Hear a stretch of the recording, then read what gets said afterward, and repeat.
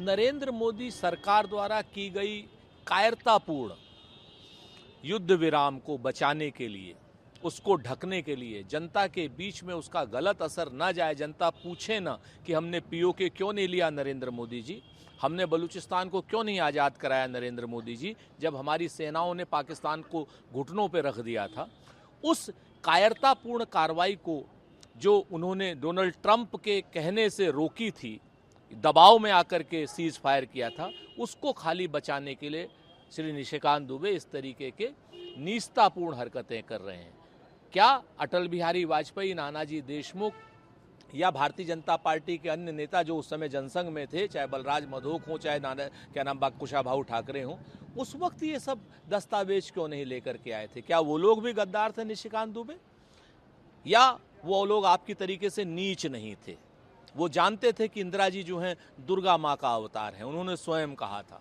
तो आज की डेट में भारतीय जनता पार्टी मूल रूप से देश की एकता और अखंडता के लिए बाधक है, विशेष रूप से जब तक निशिकांत दुबे जैसे इनके सांसद रहेंगे, जो लोग ये कहते हैं कि देश में गृह युद्ध चल रहा है, जो लोग ये कहते हैं कि देश में धार्मिक युद्ध चल रहा है। ऐसे सांसदों की जगह तो जेल में होनी चाहिए, लेकिन दुर्भाग्य है कि ऐसे सांसद भाजपा में पाए जाते हैं। एक और बड़ा अहम सवाल है, एनडीए के कल साल को 50 साल पूरे हो जाएंगे। एनडीए इसका पर्दाफाश करेगा और लोकतंत्र का गला घोटने की कोशिश करने वालों को जनता बताएगी।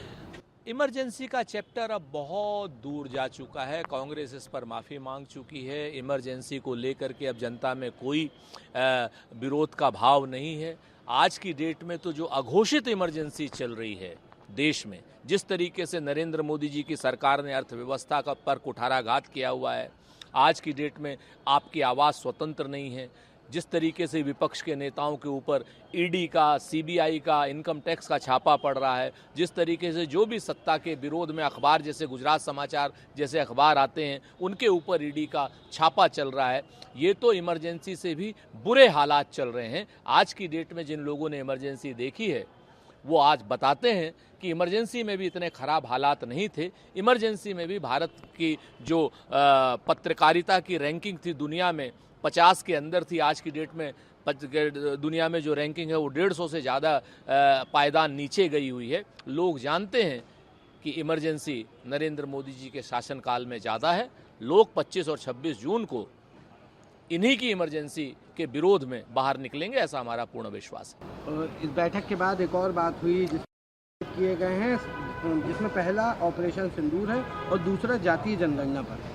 वही तो बात है ना, ऑपरेशन सिंदूर पर क्या बात करेंगे एक नाथ शिंदे जी? बताएं नरेंद्र मोदी जी। लोग तो कह रहे हैं कि उन्होंने कायरतापूर्ण कार्रवाई की जो युद्ध विराम कर दिया। हम पीओके को ले लेते अगले 3 दिन तक, अगर और युद्ध चलता, जैसे अमित शाह जी ने कहा था कि जवाहरलाल नेहरू जी के समय में अगर 3 दिन और युद्ध चला होता तो हम पाकिस्तान को ले लेते। हम कह रहे हैं इस बात को कि अमित शाह जी, अगर 3 दिन और युद्ध चला होता तो पीओके को हम अपने उसमें ले लेते और बलूचिस्तान को आज़ाद करा लेते। आखिर वो कौन से कारण रहे कि जब घुटनों पे पाकिस्तान की सेना थी, हमारी सेना ने उनके हवाई अड्डे जो है नष्ट कर दिए थे, हमारी सेना ने उनके आतंकी कैंप नष्ट कर दिए थे, आखिर किसके दबाव में और क्यों आपने युद्ध विराम किया जब हम पीओके को ले सकते थे? इस कायरतापूर्ण कार्रवाई का आपको जवाब देना होगा। एक और बड़ा अहम सवाल है, जिस तरह से तमाम चीज़ें चल रही, नीति आयोग की रिपोर्ट आई जिसमें उनके द्वारा बताया गया कि भारत अब जो है वो चौथी अर्थव्यवस्था बन गया, जापान को पीछे छोड़। भारत चौथी अर्थव्यवस्था बन जाए या दूसरी अर्थव्यवस्था बन जाए, लेकिन पर कैपिटा इनकम में भारत जो है दुनिया की 135वीं अर्थव्यवस्था है। आज की डेट में $2400 के आसपास पर कैपिटा इनकम है हमारी पर ईयर, और जबकि जापान की पर कैपिटा इनकम $52,000 है, और अमेरिका की पर कैपिटा इनकम $72,000 है, जर्मनी की पर कैपिटा इनकम जो है वो $54,000 पर ईयर है। तो प्रति व्यक्ति आय कितनी है इसको देखेंगे तो भारत 135वें नंबर पर है। हाँ, अडानी अंबानी की अगर अर्थव्यवस्था को आप भारत की अर्थव्यवस्था मानते हैं तो आप बहुत बड़ी भूल कर रहे हैं। आज की डेट में दुनिया में सबसे ज़्यादा बेरोजगारों का देश भारत है। आज की डेट में सबसे ज़्यादा महंगाई पेट्रोलियम और पेट्रोलियम पदार्थों पर भारत में है। आज की डेट में भारत में जो प्रोडक्शन है वो नेगेटिव जा रहा है। आज की डेट में किसानों को एमएसपी नहीं मिल रही है, और ये अडानी और अंबानी की अर्थव्यवस्था को खाली सेलिब्रेट कर रहे हैं।